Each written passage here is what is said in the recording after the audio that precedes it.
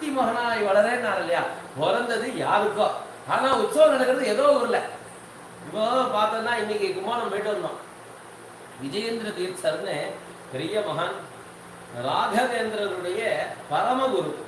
அவருக்கு இன்னைக்கு ஆராதனை, உத்தர ஆராதனை, பூர்வ ஆராதனை, மத்திய ஆராதனை, உத்தர ஆராதனைன்னு 3 ஆராதனை பண்ற வழக்கம் அவருடைய சம்பிரதாயத்துல, மாத்வ சம்பிரதாயத்துல.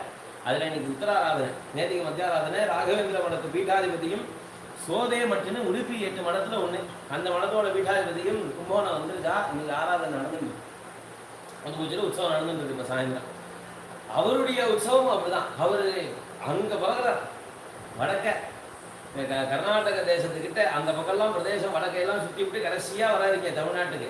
அப்படி வரும்போது அவர் பிறக்கும் போதே ஆச்சரியமான பிறப்பு. அவர் குருநாத்தாளுக்குன்னு பிறக்கிறதுக்கு முன்னாடியே தீர்மானம் பண்ணப்பட்டவர். வியாசராஜர் தீர்மானம் பண்ணிட்டார், குழந்தைய எங்க கொடுத்துருவோம் மடத்துக்கு, மூத்த பிள்ளையன்னு விட்டார். அதனால என்னாச்சுன்னா, அந்த விஜயேந்திரர் பிறக்கும் போது தங்க தட்டுல தாங்கினார். பூஸ்பர்ஷம் இல்லாதபடிக்கு அவர் பிறக்கும் போதே தங்க தட்டுல தாங்கி, அப்படியே ஸ்நானமாகாத குழந்தை அந்த உள்ளேருந்து வந்ததுன்னா குளிப்பாட்டு வரலையா குழந்தைய, அவர் எந்த தேசமும் ஒன்றும் குளிப்பாட்டவே இல்லை. தங்க தட்டுல தாங்கிட்டு போய் நேரம் அப்படியே குரு காலத்தில வச்சுட்டா, உங்களுக்கு சமர்ப்பணம் பண்றேன்னே இந்தாங்க வச்சுங்க உங்களுடைய சொத்துன்னு. அவர் கொடுத்ததும் முதல்ல அவர் மேலப்பட்ட தீர்த்தமே மூலராமருடைய அபிஷேக ஜலத்தினால முதல்ல அபிஷேகம் அவருக்கு.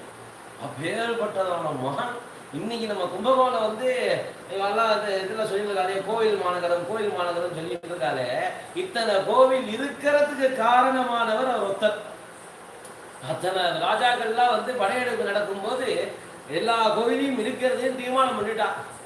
நம்ம தஞ்சாவூர் ராஜா விஜயநகரத்துக்கு போயிருக்கார், அங்கேயும் திரும்பி வந்துட்டு இருக்கார். அப்பதான் ராஜா அதுக்குள்ள இங்க வந்து கோவில் அடிக்கிறதுக்கு தீர்மானம் பண்ணிட்டா, இங்க ஆக்கிரமிப்பு நடந்துருத்தோம். அப்ப என்ன பண்றதுன்னு தெரியாம ஊருக்காரா எல்லாரும் வந்து விஜயேந்திர தீர்த்தத்தை வந்து இந்த மாதிரிலாம் நடக்கிறது, என்ன பண்றதுன்னு தெரியல, நாளைக்கு இடிக்க போறேன்னு வந்து அறிவிச்சுட்டு போயிட்டான். எல்லாருக்கும் என்ன பண்றதுன்னு தெரியல. சொன்னார், எவ்வளோ தேங்காய் சேகரிக்க முடியுமோ அவ்வளோ தேங்காய் சேகரிச்சுட்டு மடத்துக்கு வந்துருக்கோம் அப்படின்ட்டார். எல்லாரையும் எதுன்னு சொல்றாங்கன்னு தெரியல. சிஷியா எல்லாரும் அவ ஆத்துல இருக்கிற தென்னை மரம், தென்னந்தோப்பு மொத்தத்தையும் எடுத்துட்டா. அன்னைக்கு எல்லா தேங்காயும் எவ்வளோ தேங்காய் வராலும் சேகரிக்க முடியுமோ அவாத்துல இவாத்துல அவள் இருக்கிற யாரெல்லாம் தென்னந்தோட்டம் இருக்கோ அத்தனையும் பிடிச்சி கிரிச்சு எல்லாத்தையும் உரிச்சு கொண்டு வந்து தேங்காய் எல்லாத்தையும் குடிச்சுட்டா மரத்து முழுக்க. அந்த மரத்தை சுற்றி வர எங்க பார்த்தாலும் தேங்காய் தான் தெரியறது, மரம் மாதிரி குஞ்சு கிடக்கு. ஒருத்தருக்கு எதுக்கு எடுத்துட்டு சொன்னாலும் புரியல.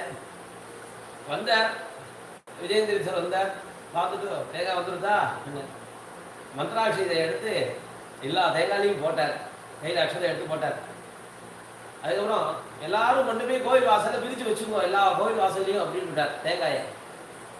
சரி என்ன சொன்னார், சரி எடுத்து வைக்க சொன்னார், எடுத்து வச்சிருவோம் அவ்வளோதான் சொல்லிட்டு அத்தனை பேரும் இருக்கிற தேங்காய் எல்லாம் பிரிச்சுட்டு எத்தனை கோவில் இருக்கோ அத்தனை கோவில் வாசலையும் எல்லாரும் பிரித்து வச்சுட்டு வாசல் நிற்கிறான். காலம்புற வரைக்கும் அவர் என்ன பண்ணா ஏது பண்ணோம் ஒன்றும் சொல்லலை. இவன் எல்லாரும் தேங்காயை வச்சுட்டு வெளில இருக்கிறா. கோவிலேருந்து எல்லாரும் வெளில வாங்கன்றான். அவன் இடிக்கிறவன் வந்துட்டான் வாசலுக்கு. எல்லாரும் கோவிலேருந்து வெளில வாங்க, எதுக்கு நிற்கிறேன் போ.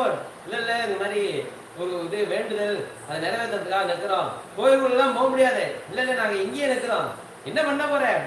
அவருக்கு என்ன பண்றது, என்ன பதில் சொல்றதுல தெரிஞ்சாதது சொல்றதுக்கு ஏதாவது சொல்லல. தேங்காய் உடைக்கிறேன்னு வேண்டின்னு இருக்கேன் சுவாமிக்கு, அதுக்காக தேங்காய் உடைக்கணும் அப்படின்னாரு. அப்போ உடைச்சிட்டு கிளம்பு, நான் கோயிலை உடைக்கணும் அப்படிங்கிறான் அவன். சரின்னு இவர் என்ன பண்ண நேரத்தில் மாட்டின்னு முடிச்சவர் இந்த தேங்காய் எடுத்து ஒரு தேங்காய் உடைச்சதுதான் தாமசம் குதிரை நான் கீழே விழுந்துட்டான்.